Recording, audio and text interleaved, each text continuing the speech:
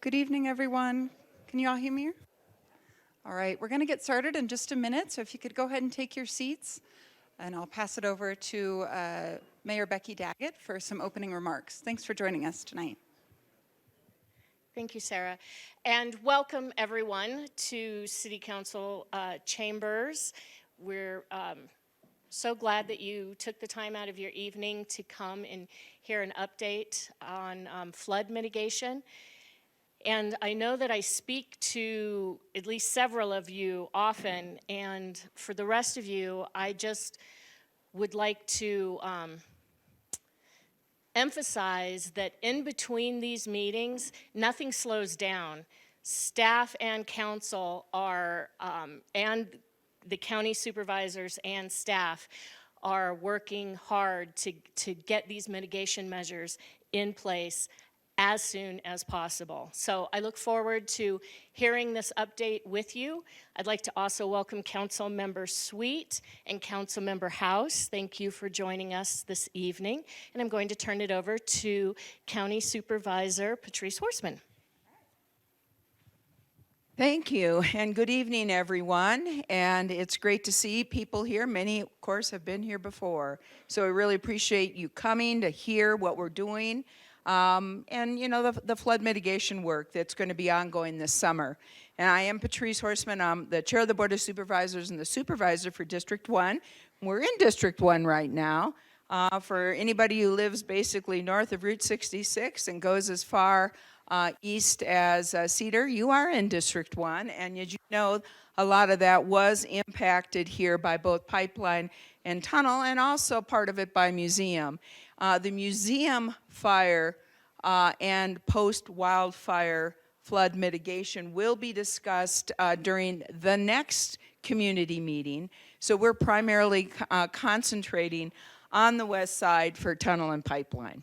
So I want to give you just a quick update on what the county is doing.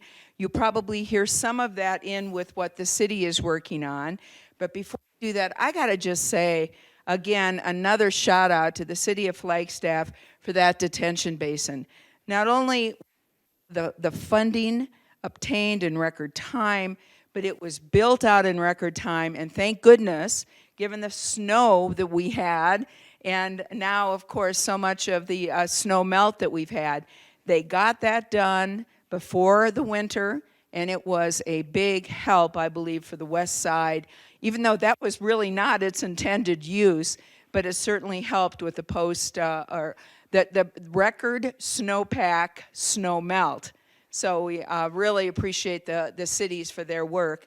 And the counties got work to help them on that. Just upstream from that detention basin, Coconino County and the Flood Control District on Forest Service land will be doing some alluvial fans. And it is intended that these alluvial fans, in fact, will slow that water down as that flood water comes down, and will spread it out and will drop some of that sediment so that it will preserve and make the sediment basins more effective and efficient. And we are going to start that. We were hopeful to have already started it, but this winter, record winter, kind of got in our way. We are hoping that it's going to be dry enough, although I was just talking to Brian from our National Weather Service, and he was saying we may have some more moisture next week, which we welcome. We hope it doesn't delay us, but we're hoping to start this alluvial fan project just upstream on starting on third week in May. And we're expecting it's going to take about 4 to 5 weeks till the end of June in order to complete that project. And that's phase 1. We also will have, and by the way, that's on Forest Service property. We are working with the Coconino National Forest on that. The Forest Service is in fact paying for that. And we also will be working on phase 2, which will be a watershed restoration project that will take place even further upstream from that, and we're trying to hopefully start that here in early fall. So we're working in conjunction with the City of Flagstaff. We are so lucky that we have such great partnerships with the City of Flagstaff, with the United States Forest Service and the Coconino sitting in the back, and also our private partners, Natural Channel Design and Tiffany Construction. You know, these guys, they have been there literally in the trenches really since the Schultz back in 2011. And they are experts on this. They immediately have responded to both the city and the county's requests and needs here for our community. So we are very, very appreciative of everything that they have done. And we are very appreciative of your patience, your understanding, and just your senses of community as we move forward on this. So thank you all very much. And with that, let's turn this over to the experts.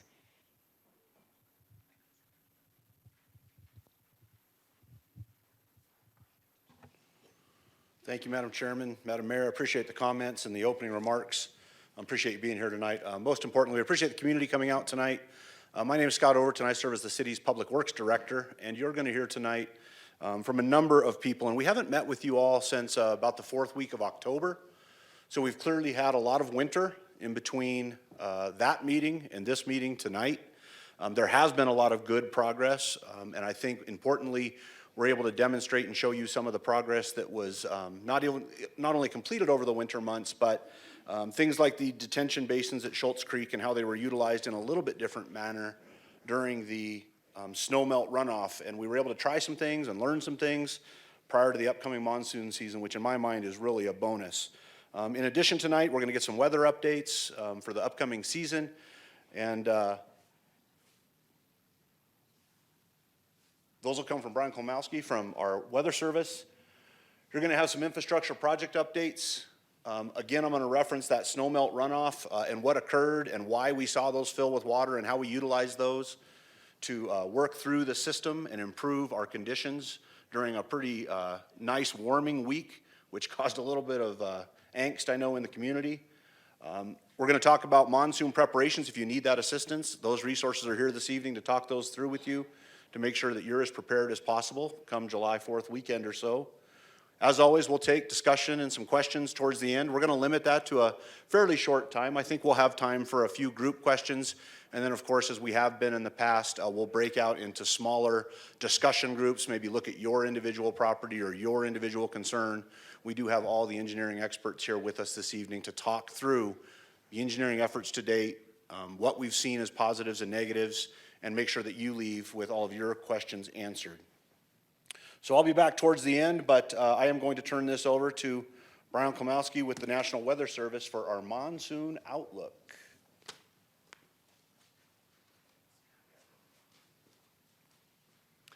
All right, thank you all. It's good to see you again.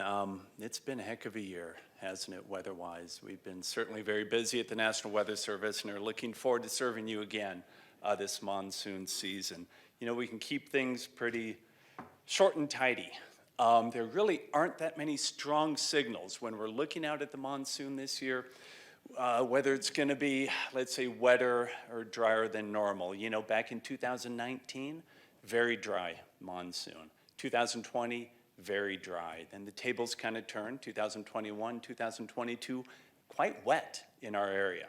Now, even though the official, let's say, line from the Climate Prediction Center might be, you know, a near normal, or there isn't really much of a signal for this upcoming monsoon, at the National Weather Service, we're looking at a couple other factors. Let me share those with you. That is having us lean toward perhaps a drier than normal monsoon, or perhaps maybe parsed differently, a shorter than average monsoon.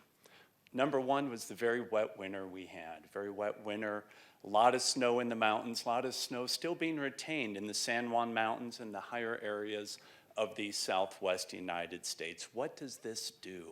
It basically retards that monsoon circulation from heating up and cranking up here in late May and June, so that by the time late June and July is here, you know, we have our full-fledged monsoon going. When we have heavy precipitation in the winter and spring, it generally retards the onset of the monsoon. There's a pretty strong correlation that we'll be sharing on the National Weather Service webpage that shows wet winters, dry monsoons, pretty well correlated. And the opposite as well, dry winters, wet monsoons. It's an inverse correlation.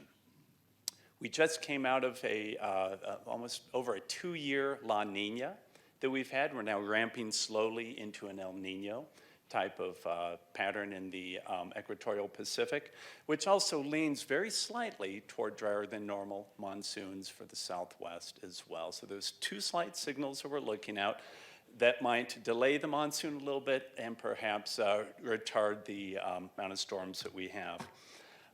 If you look at the official Climate Prediction Center forecast for the 3-month period, July, August, September, that basically encapsulates our monsoon. On the left panel, it shows the temperatures leaning toward warmer than normal pretty strongly.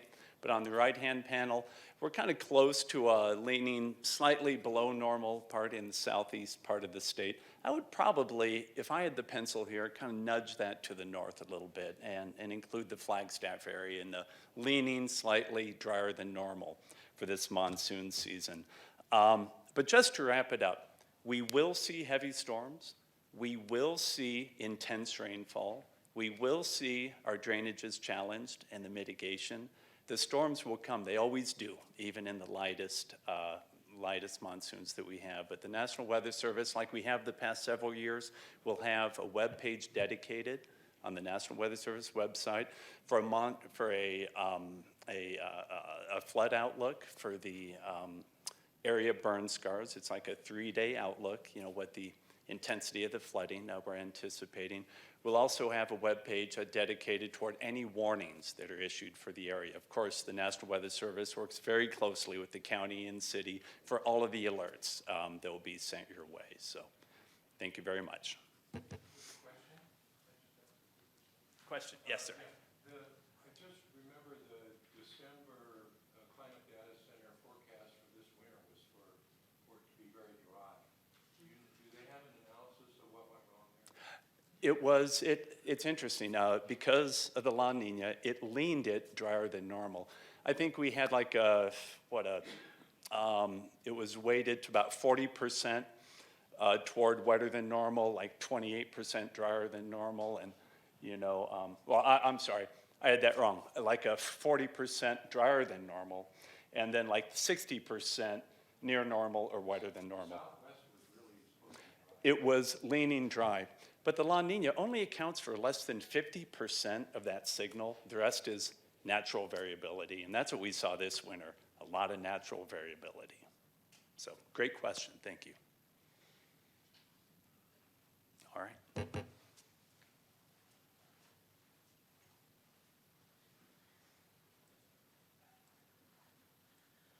All right, good evening. Let's see. That feels really clumsy there, but I guess I have to be by the microphone. Good evening, I'm Lucinda Andriani. I serve as the Deputy County Manager for Coconino County, as well as the Flood Control District Administrator. And sorry if I'm a bit dusty, I've been out in the field this afternoon. We've got a lot of mitigation underway north of here going on. It's a whirlwind activity. If you give us about another two weeks, there'll be over 100 people in the Wupaki Trails area if you want to come out and see a lot of activity. But tonight we're here to talk about Schultz Creek, and I'm excited to share, as the chair shared with you, that the plan is to start construction the week of May 22nd, and we'll begin those on-forest measures, and again, as I've said repeatedly, those are the game changer. Those are the game changer. I think I'm supposed to do this. In terms of influencing the downstream mitigation efforts, frankly, if we aren't allowed to be able to do this type of work on forest, if we can't do this kind of work on forest, those measures won't be able to perform because they will just fill up with sediment debris, as you witnessed even most recently with the snowmelt. Even that low flow, that very low, very low flow comparatively, of course, to monsoon flow. So I want to thank Matt McGrath with us this evening from the Forest Service. He and his team just went above board and they have gotten us all the approval for Schultz Creek, the lower section, just above the detention basins. And Alan's going to go into detail there, Alan Hayden with Natural Channel Design, about what is being planned there. We have a new technique we're applying there, which is exciting.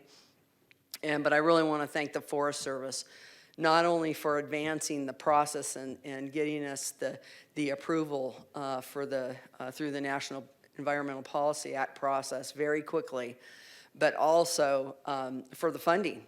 We have secured a little over $42 million to address the 9 watersheds, and it's going to take every dollar, I can tell you, take every penny. There's a lot of work to be done. The plan for this watershed is that the lower area, just above the detention basin, just above the Y there, will be slated for construction again this spring, starting the week of May 22nd.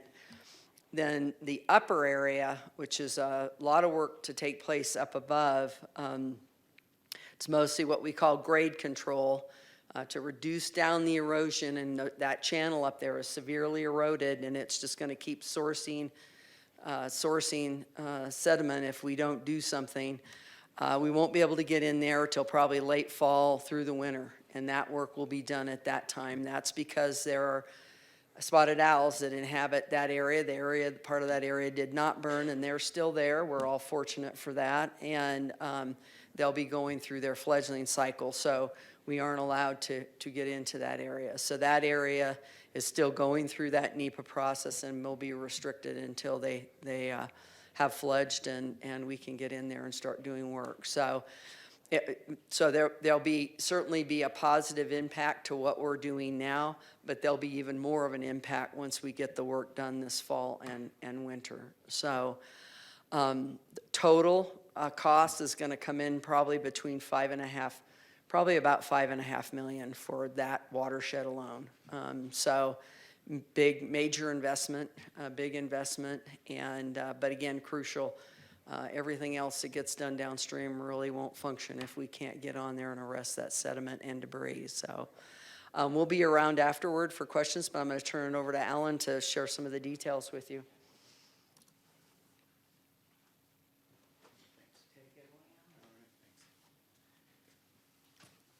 Thanks. Nice to be here. Alan Hayden with Natural Channel Design, and we are working with the county and with the U.S. Forest Service, and we're kind of designing and helping to implement measures in the burned areas on the forest to reduce sediment. And that's really what the goal of this watershed restoration is about, because if we can keep the sediment up on the hill, keep it in the channels, grow plants and new trees on it, it won't be down here in our faces, causing us a lot of consternation. And the maintenance on all of the measures that the city's planning will be a lot simpler. Any cleanup will be a lot simpler after that as well.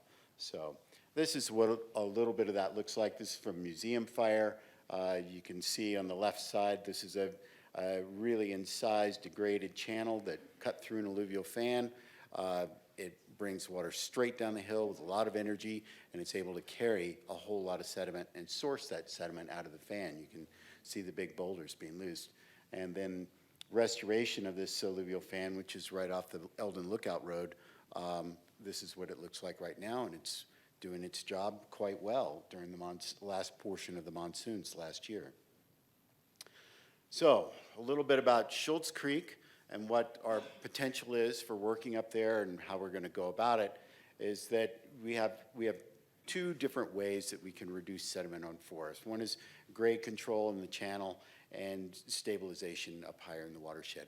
This keeps those channels from incising when they experience really high flows or widening out or both. Then down in watersheds where things start to flatten out, we can look at restoring alluvial fan sections and actually able to store that sediment in the alluvial fans and prevent head cuts from cutting through those alluvial fans and loosening and carrying off the sediment that's been stored there for tens of thousands of years. So in the Schultz Creek drainage up high, it's a very confined channel. We'll be working with grade control all the way through that channel, all the way up past the 420 road up into the Jewel Springs. The grade control actually includes shoring up the 420 road and the pipeline that's underneath it. Down below, where we start to, right above the basins that the city built, there is Schultz Creek starts, the valley starts to widen out, and we have just barely enough room to fit in an alluvial fan formation, which can store sediment for a really long period of time. Slows the water down, spreads it out really wide, reduces the shear stress, and it starts to drop its sediment out. And that's the way these things have worked in the past and what we want to try to keep them doing. This work requires a lot of permitting, Clean Water Act permitting, NEPA process through the Forest Service, Endangered Species Act. We have consultation, we have to work through all of that.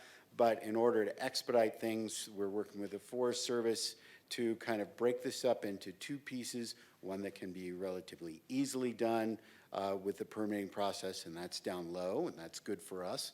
And then, as Lucinda was mentioning, we have Endangered Species Act consultation, and we have to work around nesting season for spotted owls. And so we'll be moving into the upper portions later in the year. So 2 construction phases, one starting very soon, and one working into fall and winter. Okay. This is what grade control, constructed grade control looks like when we're talking about it. We're using very large rocks that have been sized to fit the channel and sized not to move during high flows. We place them in with a large excavator. The construction firms that we're working with are used to doing this. We did a whole bunch of it on the museum fire side and the Spruce Avenue drainage, and they're actually pretty well hidden. So we think we'll be able to work in that drainage, in that Schultz Creek drainage, and not make too much of a mess of it. But this is what it looks like when we're building it. Down low, for the on-forest sediment reduction, this is what Lucinda was talking about. This is our a plug-and spread alluvial fan. So many of you that have been following this work for some time know that, alluvial fan restoration, it's like that first photo I showed you. We come in, we clean all the trees, we grade the whole place out so that it does what we want it to do hydraulically, spread that flow out. For those of you that know a little bit about Schultz Creek, the alluvial fan section is quite popular for bikers, hikers, dog walkers, myself every weekend. It's really beautiful. There's a lot of big trees, and that did not seem like an appropriate action to take at this place. So, in order to have a minimal impact on that area and still be able to achieve what we want to do, we're going to use this plug and spread alluvial fan. So what we're doing here is putting some plugs in the channel made of earth and rocks, and then burying rock sills across the rest of the channel or the rest of the valley on contour, and using that to spread flows out of that incised channel and out onto that existing floodplain and spread flows across the entire thing rather than concentrate them in those 2 or 3 channels that go through there. We have, over the winter, we wore out a couple of pairs of snowshoes, and we actually surveyed in every tree.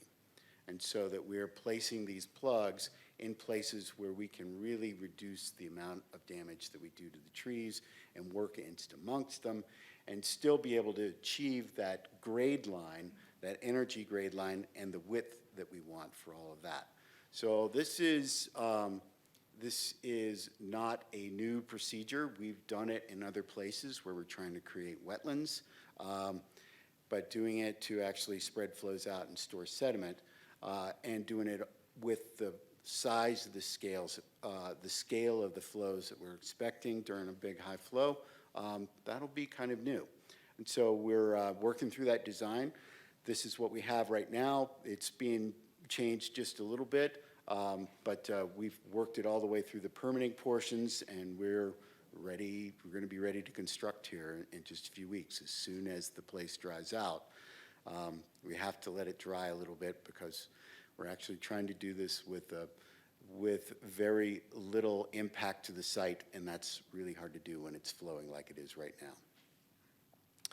So The other portions of working in that area, right above the basins where all this recreation is going on, is we're working in concert with the Coconino National Forest. There's a lot of trails that go through there. We're going to have to temporarily close those trails in order to do this construction safely and keep people safe. Those trails will be rerouted around the construction sites as we phase through the construction. And in the end, because the parking areas and stuff are down low, and that's not going to be an appropriate space for that anymore, we're going to help the Forest Service move the parking areas back up onto the 420 road and reroute some of the trails and gates to manage the trailhead area. And so that's all part of this project and all stuff that we're working through, and you will see some changes coming this summer. So I can answer questions, or yes, ma'am.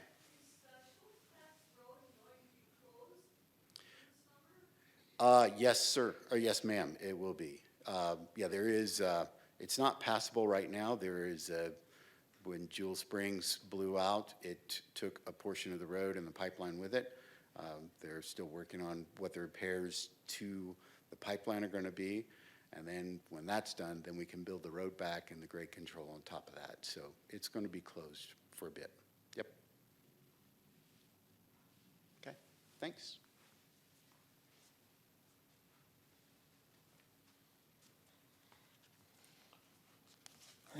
Good evening, Shannon Jones, City of Flagstaff Water Services Division Director. And I'm going to speak briefly on Schultz Creek channel stabilization, specifically from the Schultz Creek basins down to Highway 180 and Schultz Creek crossing. So again, we are actively working for channel stabilization, working with the National Resource Conservation Service. So currently they funded the project and are helping us work through the environmental clearances for both cultural and environmental impacts, so we can continue to do that work.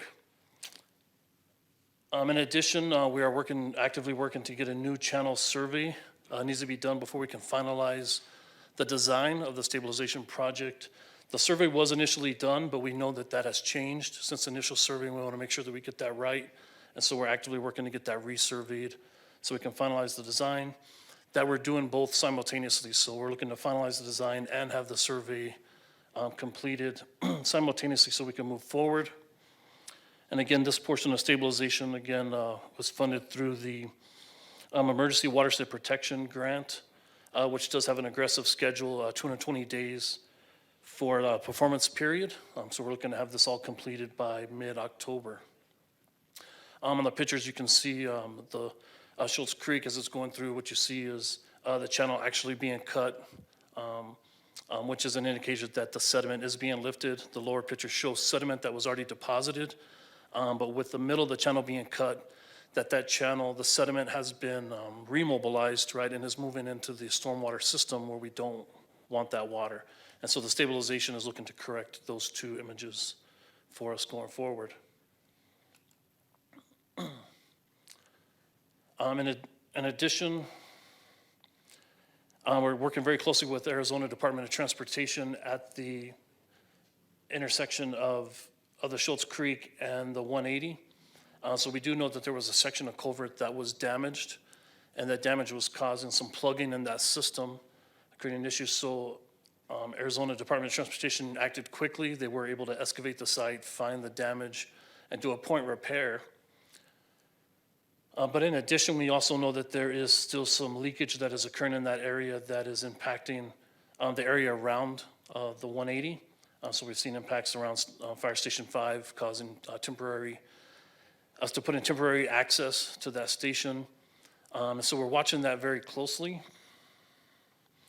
because we are seeing some silences right along the road. We're seeing separation of the curb and gutter from the asphalt, and there are also utilities in that area.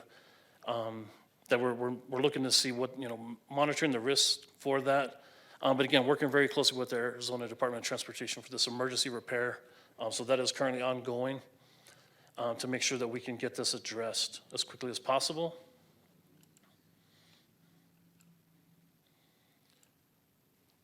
And at the same time, we're also looking at short-term measures. What can we do anything that we can do short-term, so again, looking to see about conveying the water from that area, getting it over to the Rio de Flag. So a couple of iterations that's being worked through with our engineers on understanding the dynamic of getting that in and what's the downstream impacts. And also being conscientious of anything that we can do in the short term that we can build upon in our long-term planning is really the ultimate goal. So we heard a little bit about the snow melt and how that came down. So I think that that gave us a good look. So while it wasn't the initial, torrential rains bringing down the flash flood, it did put water into the system. We did see impacts from that snow melt that came down. So we are tracking those specific impacts and assessing to see what other mitigations, what worked, what didn't, what could we do better or different. So during that time, we did move into an active management of the Schultz basins. So as you've kind of heard, a lot of the goals comes about is like slowing down the energy and really giving the material a place to settle out. For us, in the Schultz Basin is where any sediment that is mobilized is where we want it to settle, not in our stormwater system. The basins are where we want to capture it, where we can maintain that. So but because of the work that we had going on downstream at the 180, we did go into an active management. Instead of allowing them to operate as a detention basin that slowed the flow and allowed sediment to drop out, we actually operated them more as a retention. So we did build some gates where we actually plugged the basins and allowed them to really try to stop the flow, allowing downstream work to occur, and then releasing that water at the opportune time when construction activities weren't happening. So again, I think this was really out-of-the-box thinking, again, not how they were designed, but staff was able to work quickly across with our partners to find creative ways to address issues that were occurring. Again, some of the work that we saw as the basins filled, again, allowed us to do an assessment of how that is working, kind of move through, again, what, kind of punch list items, what didn't work well, and what do we need to do next on those. So it gave us a great insight on operating those basins. So again, that was a couple of just what we've been doing the last couple months, what we're anticipating for the next few months going forward. And, but again, specifically to the Schultz Creek channel stabilization. And we'll move to the monsoon preparations. But thank you.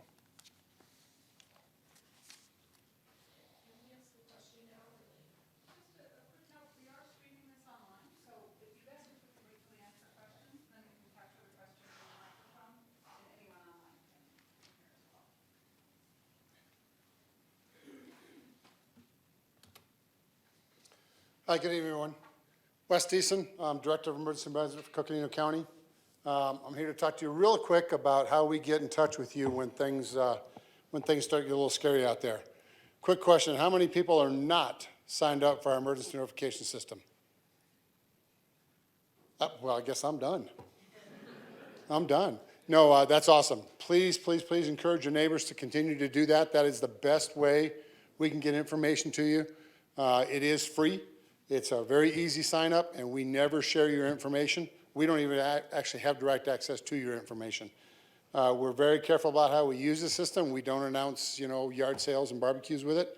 If it goes off, if we're going to set your phone off in the middle of the night or on a weekend or a holiday, it's going to be for a good reason. I promise you. We work very closely with our law enforcement officials, with our fire officials, with the city officials, county officials to make determinations about when it's appropriate to send a message and when it's not. There are times that I will say, no, we're not sending a particular message. It really has to do with making sure that this system is reserved to make sure that if it goes off on your phone, it's something you need to pay attention to. We have some new capabilities this year that we did not have last year. Our vendor, Ray Mobility, is the company that delivers this service for us, has some new capabilities they've worked out. The cellular carriers, Verizon, AT&T, all that, are becoming a little bit more difficult on how we use these systems, when we can use them and what we can do with them. However, we do have some new capabilities now that allow us to include URLs or computer, internet addresses in them. So we can put a URL right in the text message that we send you. It'll stand out blue like it always does, like you see it nowadays. When you touch it, it will take you to whatever we send you. That could be a document, it could be a map, it could be a whole variety of different things. So we have a new capability. We're not restricted anymore to the 160 characters in a text message. Kind of short, kind of hard to sometimes get the message to you with only 160 characters. Now we still have 160 characters, but we use some of them to create that link to take you to something that's more informative. So you'll see something a little bit different this year. Well, hopefully you won't see any at all. But if you do see something this year, you'll see a little bit difference there. I referred briefly to maps, and I'll be very brief. We have since last year, since the tunnel fire, the pipeline fire, very fast-moving fires, required a lot of evacuations, not so much on this side of town, but there were certainly some really serious events that took place. We really wanted to take a look at how we do evacuations and make our process more effective and efficient. Anybody that doesn't know Ready, Set, Go? Everybody knows that, right? Awesome. We're not changing Ready, Set, Go. I want to be really clear about that. We're not changing that at all. We're just enhancing how, behind the scenes, we implement Ready, Set, Go. The county put together about 135 pre-identified evacuation zones across the entire county. Any place that there was any kind of urban interface with our forests, we've pre-identified zones. The city just completed theirs last week. I'm not sure how many there is. I think there's about 160 zones, maybe a little bit more than that in the city. They have pre-identified those zones. What that will allow us to do is when we have an approaching threat, and it is an all hazards effort, but the fact is that it's really designed right now around fires and floods.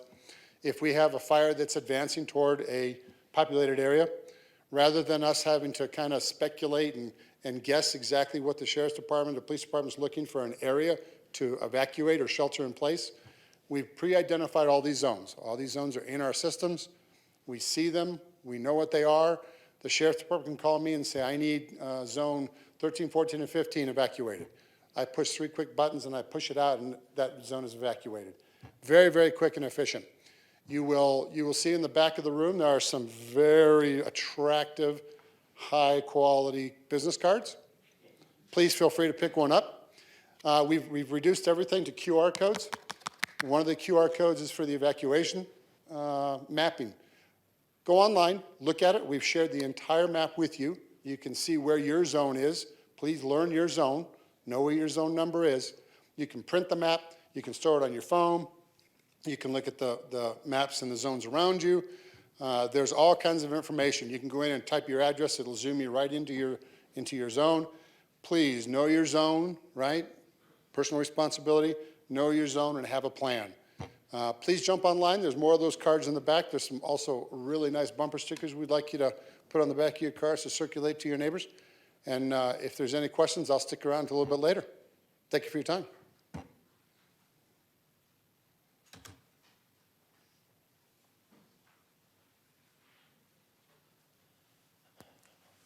All right, thanks, Wes. Good evening, all. Sam Beckett. I'm Section Director at Public Works. I oversee the city's streets and facilities. What we're going to hit on is pretty important here, following what Wes just said, is the thresholds. We didn't really make any changes to the thresholds. These are all going to stay the same for this particular area. But the one piece that we wanted to note, as you all will see this year as we work through these notifications, are we're going to base them on site-specific thresholds. So we've got pre-identified sites that we're going to be using spotters, much like we did last year, to help time our messaging. Some of you probably saw early on was we would send out an alert for, alert 3 threshold where we knew we were going to see some impacts and you wouldn't see water for 2 or 3 hours. So what we're going to do is try and time that out a little bit better. We're still basing it off of the rain gauge data, knowing that those flows will come into the basins and still impact them the same way they would have previously. But that metered flow is going to change the rate of how these alerts come out. So the timing might be different than what we see. So we're constantly evolving and learning as we go through this. Unfortunately, we're getting fairly good at this, which is not great, but it's one of those pieces that we're enhancing and refining. So when those alerts go out, like Wes said, they're meaningful and they matter right then, and not something that you forget, oh, that came out 4 hours ago, I forgot I was going to see water. So that's the only big note that we want to put in here is just know that you might hear that there's water up top and you may not have received an alert. That is strategic. We're working through that process on purpose to ensure that you're notified in a timely manner and in a manner that makes sense. So With that, again, no changes to the thresholds. We'll still operate our flood control directors and monitoring based on these. Honestly, last year, there was probably a couple dozen events where you never saw any flooding or response, but there was a team out there monitoring and ensuring that we never got there, and if we did get there, we'd have supplies, tools, and staff on site.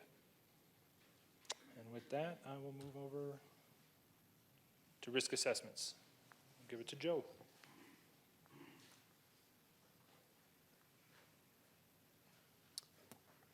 All right, hi, everyone. Joe Lovrich with J.E. Fuller.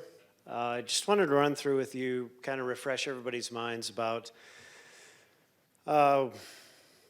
potentially what we can expect to see with flood inundation if we have a good storm in the watershed. So the maps that you're going to see on the back table and the results that are pulled up here on the screens, they are for a 2-inch rainfall event. And what that means is it's 2 inches of rain in 45 minutes. It's a fast, intense storm, and we're assuming that that rainstorm happens over the whole burn area, over that whole watershed. So it's something that you can, when you're looking at the rain gauges, if you're into studying those like a lot of people are, you can kind of make sense of things as it happens. Now, there's a few things that need to be remembered when you're looking at post-fire flood maps. Number one is there's a lot of variability that happens within the watershed. As the watershed changes, there's some recovery going on. We'll have to see what the vegetation does this year with this spring with the wet winter and how it's starting to recover. And there's some new stuff that has been built since last monsoons, right? So we have the Schultz basins that are at the Y. The Schultz Creek flows into them. It's a tiered basin design. And all of that has been integrated into our modeling to show what the downstream impacts of that are. And so to back up real quick, before I get into that, one thing you're going to see with this is, and this is the notes on here, we've done that modeling, but all the downstream mitigation, the message is that you should be basing it off of the basins not being in place. Reason being is that there's the flood control district and Allen Hayden, they're doing the sediment reduction measures and channel stabilization. That'll help. But there is potential that those basins are really impacted by sediment. If the basins are impacted by sediment and fill, they're difficult to empty from one storm to the next because you have this saturated mud in the basin. And so to be on the conservative side, it's best to view it as, okay, if you're putting in sandbags, do it off the no basin option, but we're hoping for those basins to function well.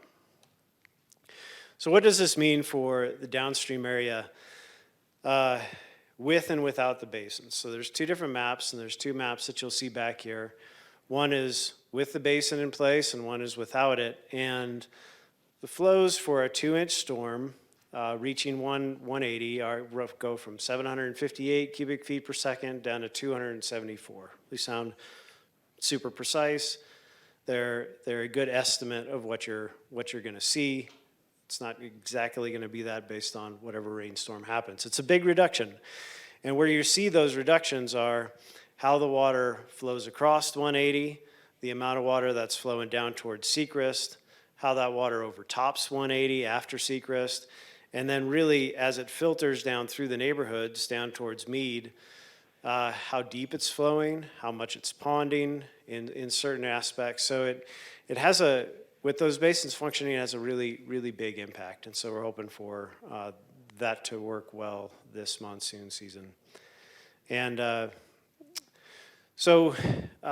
yeah, just to keep in mind, as you think about how this whole system functions, it takes a good amount of time for the water to flow from the basins down to 180.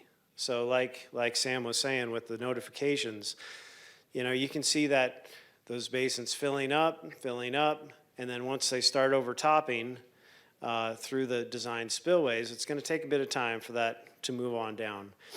once it hits 180, I'm sure most everybody here has experienced it, right? So there's two different things that happen when you hit 180. There's a pipe that goes across that is being worked on by ADOT right now because that's the damaged pipe. And there's water that flows along the road towards Sechrist. And there's not a lot of infrastructure that takes the water from the north side of the road to the south side of the road, other than the road just being overtopped. And so it's really just a sheet flow condition. You know, the Coconino Estates is so flat. And so it's really tough to get that water back into the Rio de Flag once it's in the neighborhood. So that's what you're seeing in the modeling. And I'll be around for any site-specific questions you have. And Chase, you're up next.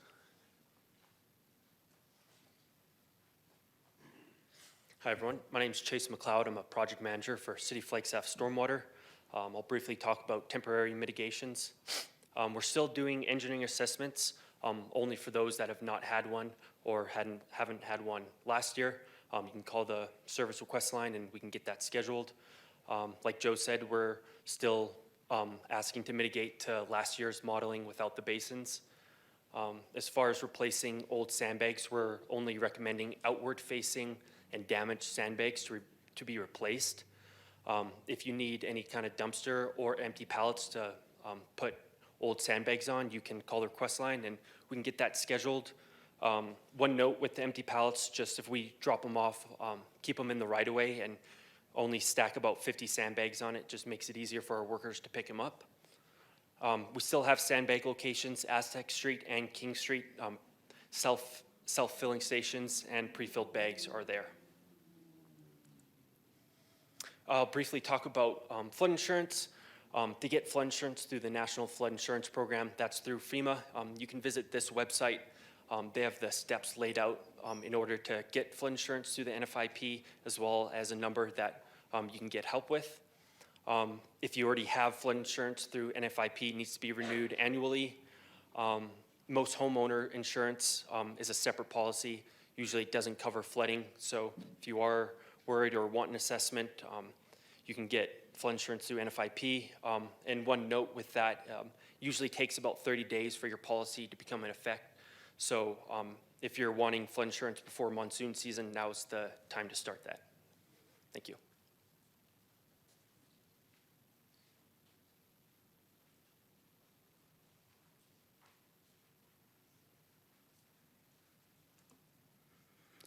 Good evening, everyone. My name is Stephen Thompson, and I am the Volunteer and Event Coordinator for the Sustainability Office with the City of Flagstaff.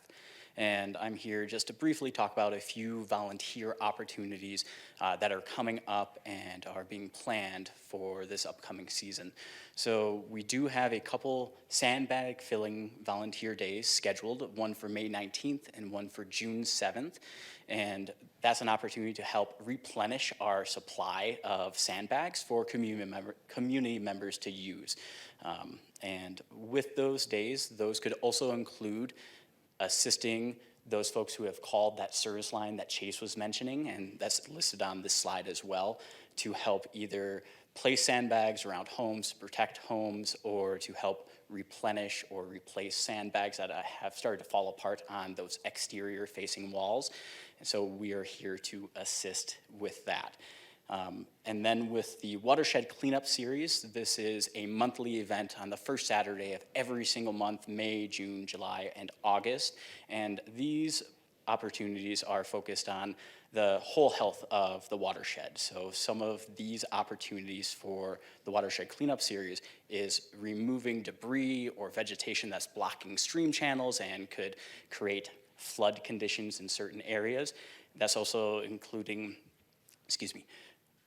removing debris and things that have started to accumulate in stormwater infrastructure. So some of the culverts, you may have seen some items being clogging some of those up, including shovels, shopping carts, things like that. I've personally seen recently as the waters have started to recede a little bit from the snow melt. And that will also include removing invasive species and other plants like that. So if you want to sign up for one of those, On the back table, I have a flyer that talks about the Watershed Cleanup Series, as well as a sign-up form if you want to volunteer or know folks who want to volunteer as well to help with sandbag filling, sandbag placement, or the Watershed Cleanup Series. And throughout the summer, we will be also having city volunteer days with city staff to help replace and replenish some of these sandbags to help mitigate any flood damage or flood potential in and around people's homes. And again, there's that line to call, that service line, if you need any of those services. And that's my contact information as well if you want to know more about volunteer opportunities, as well as just connect with me on anything else that's happening related to volunteers and these sandbagging events. Thank you. And I know Daniel has a lot to share as far as other ways to get involved.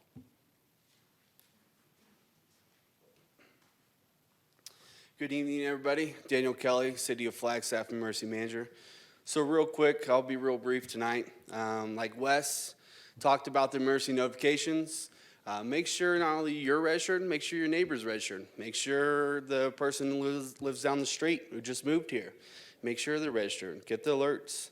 The alert thresholds, like Sam was talking about, yes, they didn't change. However, how the county and the city does notify you did change. So therefore, it'll be more timely and more of an act now message. The risk flood map, go in the back, talk to J.E. Fuller, talk to the city, talk to the county, become familiar with it. Ask as many questions as you'd like. The temporary mitigations, like we were talking about just a little bit ago. Make sure you go out and you assess your mitigation efforts. If there's sandbags that are ripped, they need to be fixed. And make sure you're also deploying them properly, not just use them out on your boundaries. Move them more in if necessary. Participate in the volunteer days. Neighbors helping neighbors, if that's the way to do it, right? Build that community aspect. Request assistance. If you know somebody who lives down the street who is not physically able to, maybe they hurt their back or maybe something else, or they're elderly, go and help them out. Talk to Stephen, reach out, or reach out as a community, okay? Just neighbors helping neighbors. And then the flood insurance, one other thing to add. So if we do, heaven forbid, ever get a presidentially declared disaster, individual assistance is available. However, IA is only meant to give you a small little boost just to get you back on your feet. It's not meant to replace and help you rebuild. So that is why it's very, very important that you do take a look at your policy and take a look at the National Flood Insurance Program. There's over 50 companies that participate in it, and yeah, that's all I got. Thanks, Daniel. I want to make sure, if those of you took a picture of that QR code, we'll confirm.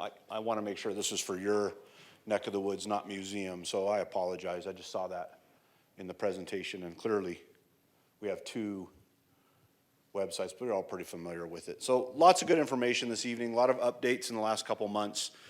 This is kind of the more challenging part for a lot of our engineer friends, as we're going to try to take some of your questions and we're going to try to get to some of those answers, and we'll make sure that you use a microphone so that the entire audience can hear you. If they can't, I'll repeat your question as best as possible to make sure that everyone can hear your question, especially for our streaming friends. And we'll get through this maybe 15 minutes or so. I want to leave enough time for you to go to the specific maps in the back and check in with the engineers. I think they're on the back table, correct? The maps, so that'll be able to go site specific. So right until about 38 after, if we can kind of condense our questions. If it's a good group question, this is the perfect time. If it's site specific, it'll be better with the engineers. Go over here for the first question. Just hold it close. I'm Kate Kozak. I live in Coconino Estates, and I'm curious what's happening with redoing the culvert under 180. Where is the process in there? What's happening? Okay, let me get a few of my friends. Let's see, I'm going to need some SWI friends. Is ADOT with us? Oh, Brendan's here. I'm sorry, Brendan, I looked right at you. And that should be good. Brendan, do you want to take the first crack, and then you've got your SWI support here? Yeah, thank you. So, good evening, everybody. My name is Brendan Foley. I'm with ADOT. I'm the North Central District Administrator. As far as what we're doing with the culvert on 180, as I'm sure everybody's noticed, the city had some good pictures up there earlier. We had some leakage around the culvert, and it's caused some subsidence in the area. So, as was mentioned, we got a contractor here on an emergency basis to come in and repair the area where we had a blockage, get that fixed. We noticed some of these other areas, so removed some of the concrete and shifted traffic over to make sure everybody stayed safe in the interim. We're working right now very closely with the city and with some of their other partners to identify a fix to that area and potentially some interim solutions that we can implement. And then ADOT's working on getting a contractor out here on an emergency basis to come in and repair our facilities and implement some of those interim repairs. So I don't have a good timeline for that for you right now, but that's where we're headed with that. Yeah, clearly it's a moving part. This is a tough piece. This is a tough piece that we learned about more so even with the snow melt this last season. Thank you, Brendan. Part of our problem with flood and fire is that the forest stays open during the dry season. During, if they talked about it whenever we met last, about the Forest Service revisiting this, are they going to close the forest during the dry season? So this meeting, we generally focus on the flooding impacts because that's the experts you have in the room. I will say we have a couple Forest Service representatives with us. Maybe catch them right after this, or would you rather take it now? Sorry, Matt, I don't want to put you on the spot, but it's going to be a good question, I think.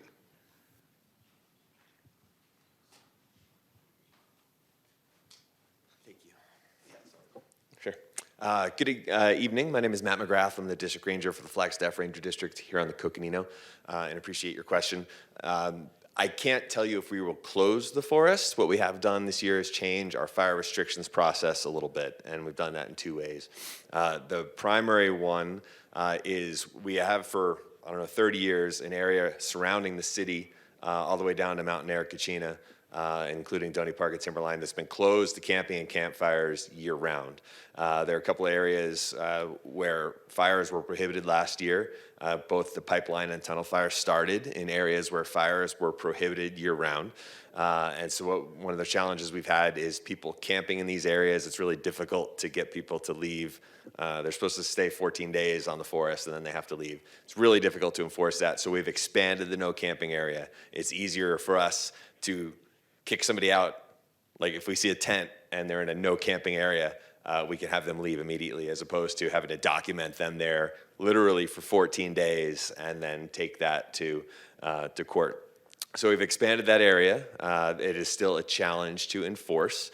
An example of that is like the 164B road in Fort Valley, one of the most popular what we refer to as non-recreational camping, people living on the forest on the 164B.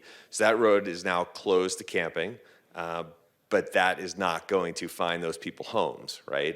Those people are gonna wind up somewhere else. So what we're trying to do is get folks out of what we deem slightly more risky areas, which is generally away from people's homes and also away from the peaks and Schultz Pass. So that's the primary way that we've been looking to address short-term risk. Then and a bigger one here, and this is sort of kind of quasi-forest closure. Historically, we've had three levels of closure. Stage one is no fires dispersed camping out on the forest. Stage two is no fires anywhere, including no chainsaws, no logging activity during the day, no trail crew using a chainsaw to clear a trail during the day. Those are stage two, usually kind of in June when we start to really dry out. And then occasionally we have gone into what we refer to as stage three, which is closing the forest. Closing the forest, folks often think is a silver bullet that is going to eliminate fire danger, and that's not true. We can't find everybody, and those folks who are living on the forest, they're generally not going to go anywhere else. So closing the forest is difficult. What we are looking to do is during stage two fire restrictions, so we have 1, 2, 3. 2 is when people really start to notice that it is getting dry and a little crispy out. During those stage two fire restrictions, We have, and I wish, I'm sorry, I don't have a map. It would be much easier for me to talk to you about this with a map up on the screen. But we have areas that you have seen us close in the past. The entirety of the peaks, Pump House Wash, what we refer to as Walnut Canyon, which is kind of like that Marshall Lake area. And so during stage 2 fire restrictions, where previously there was just no fires allowed, those 3 areas that I mentioned are going to be closed to motorized use. So those are 3 pretty significant areas, especially the entirety, I'm talking the entirety of the peaks. Highway 89, Buffalo Park, 180, and the 418 road, which is a road that parallels the north side of the peak. So that entire area will be closed to motorized use. Why is that? Our statistics show us that 95% of our human-caused fires start within 300 feet of a road. And that is because, and so therefore, it generally starts within 300 feet of somebody's vehicle. So if we are able to reduce the number of vehicles in these areas, I can't guarantee you, but I'm pretty sure we're going to reduce the number of human starts in these areas. So that is what we're looking at doing. That is also a lot easier for us to enforce than trying to close the forest, which is pretty impossible. But these more targeted areas where we close the gates, we've got gates. We've been working with the city and the county. They've been helping us put in more gates. There's a lot of the work that they've been doing out there because a lot of our roads don't have gates. We've got 3,000 miles of roads, so it's kind of hard to close everything. But that is something new for us. It's something new actually pretty much for the Forest Service in Arizona and New Mexico. That is a brand new thing. But in times when we don't really feel we need to close the whole forest, reducing the number of vehicles in these priority areas is the big step we're taking. The question then becomes, when do we get into stage 1, stage 2, stage 3? Right now, as it is still pretty wet everywhere, there's potential for more moisture this weekend. Like that stage 1 would probably be late May, early June, if that. If we get a lot of rain, maybe we won't have it at all. Stage 2, usually we wind up in early, mid-June, but this year it may be a little bit later.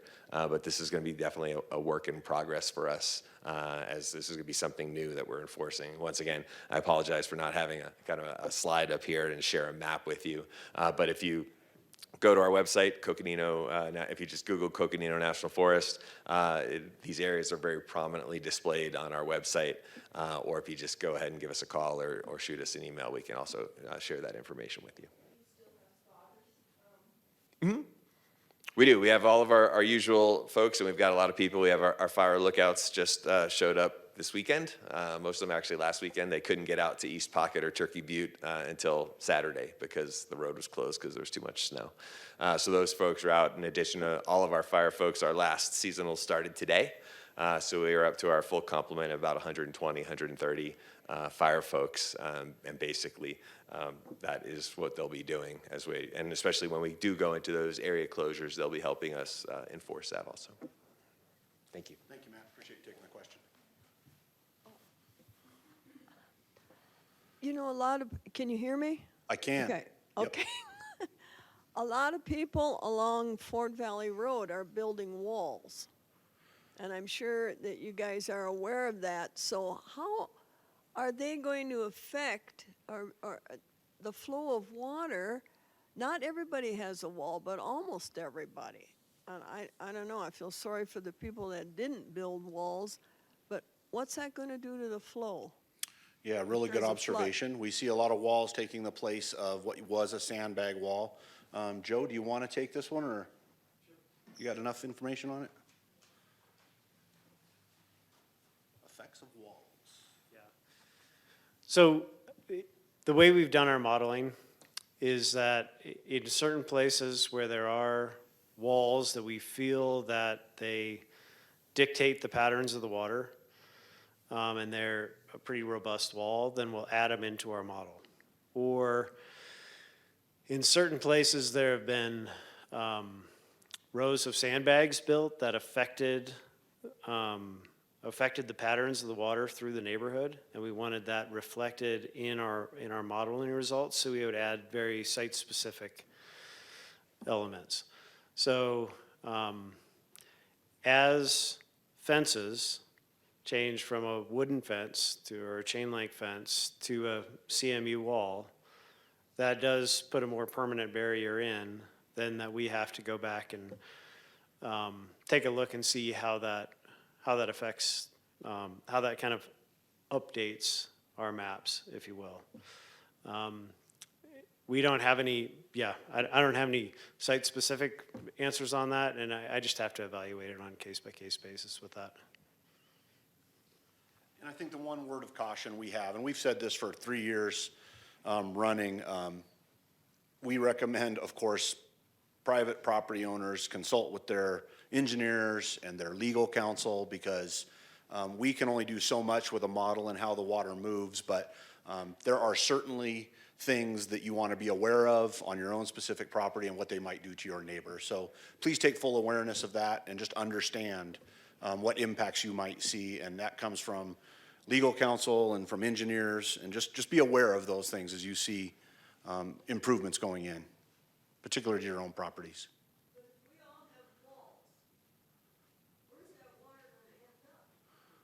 Yep. So again, let's pay attention to that.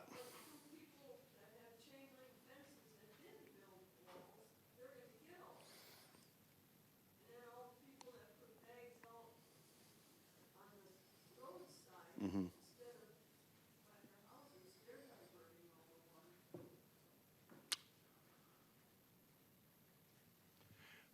Going back to the 180 culvert for just a moment, there was some damage done to the culvert, and ADOT managed to step in and do some mitigation to keep it from collapsing altogether. I was understanding that there was a pipe that was put through there to help channel the water through that area. Can that water that comes through that pipe be diverted so that it goes through a temporary channel through the Lutheran church, either by bladders or sandbags or Jersey barriers or something like that, and take that water out of the Coconino Estate and Savannah Way area? Yeah, for this one, we get MAC and SWI Adura. You guys got the question? Hear it all right? Yeah. Good evening, Stephen Irwin with SWI Ardura. We're actually working on a emergency project with ADOT and the city to do just that. If you could see my mouse. This area here is where the box culvert under Highway 180 turns to the south, and that's where you're seeing all the barricades. So we are looking at taking, this one shows a channel, but we're looking at piping it, basically this same alignment. We're still unsure if it will be a pipe or a channel, through this property, but we are looking at taking excess flows this direction, connecting it directly to the Rio. Does that have to be pumped, or is it Gravity. Just make sure to repeat the question. So Steve, what's the speed of water can take out the, I believe what you designed, that there was talk about putting on a Lutheran church parking lot was going to be able to hold 1,000 cubic feet a second.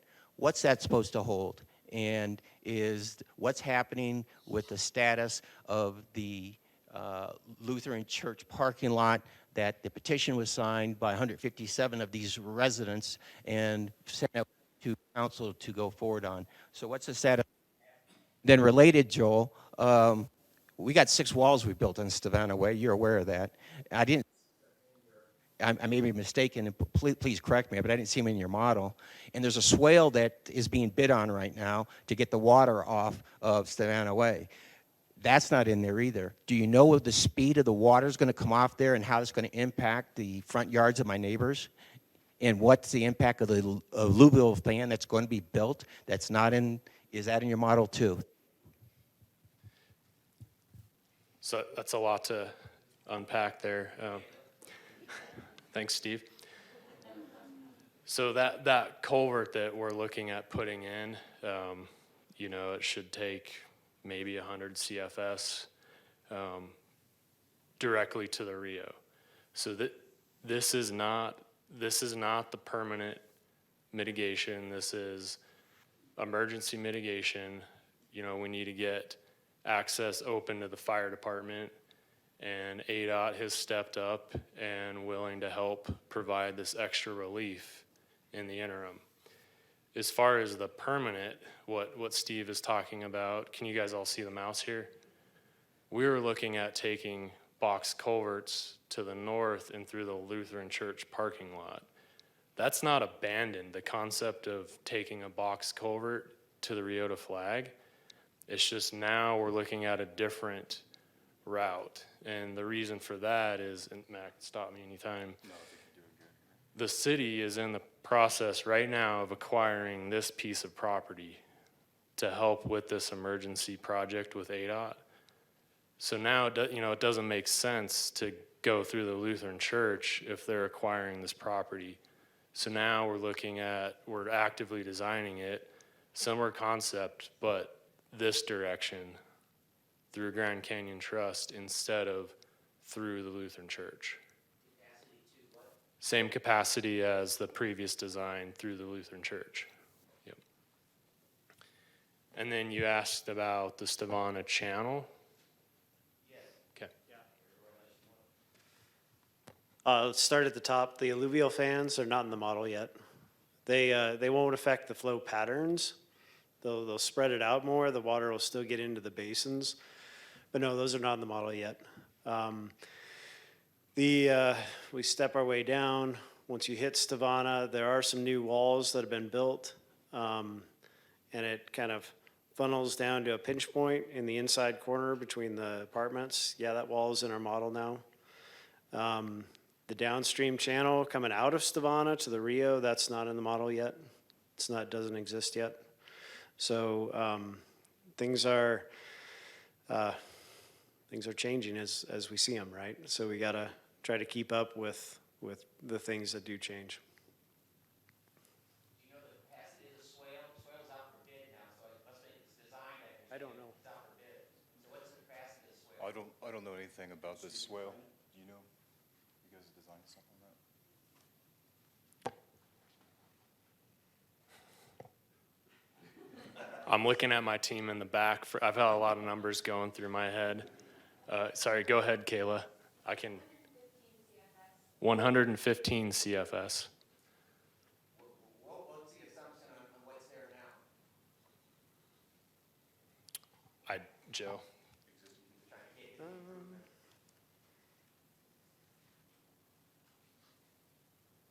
I'm not sure if I have that in here right now.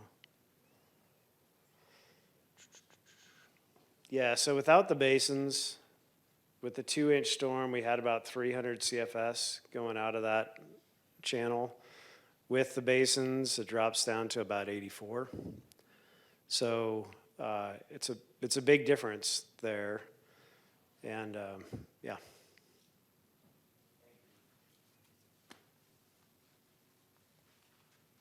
Finish up last question, and then we're going to let you get on to the site-specific discussions.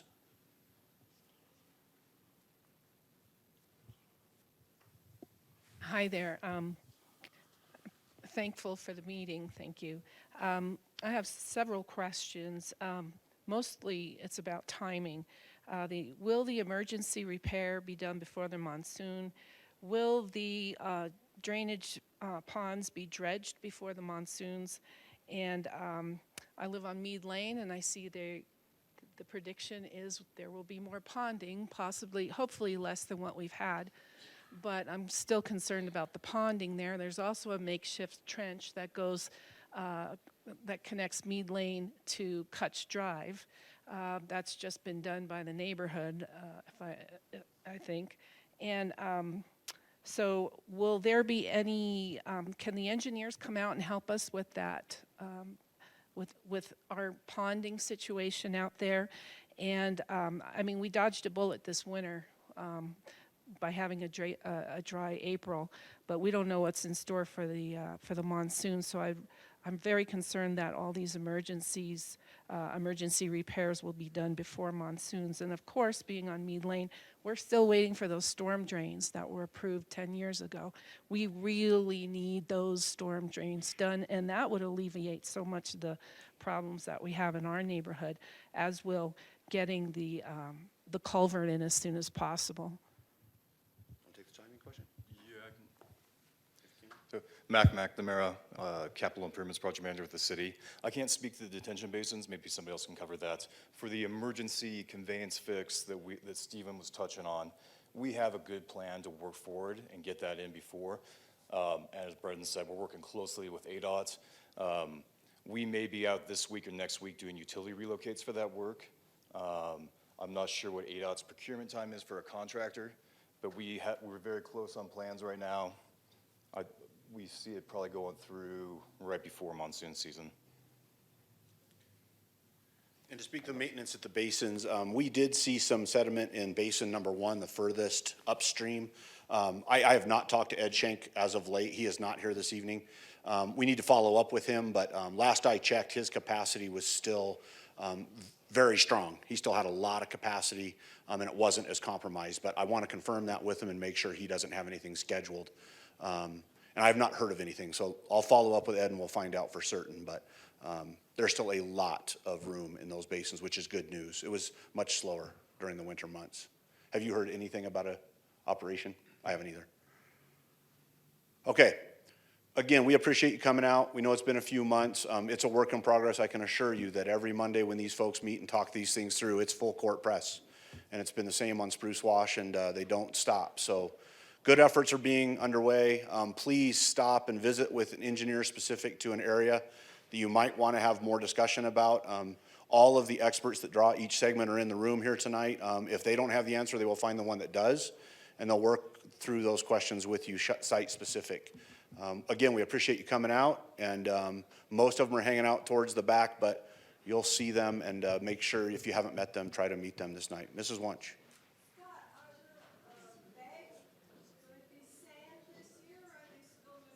Still cinder sand. Yeah, we don't have a beach here. I'm not aware of that. We can ask Lucinda. I think they're using cinders. They're using the same stuff we use. So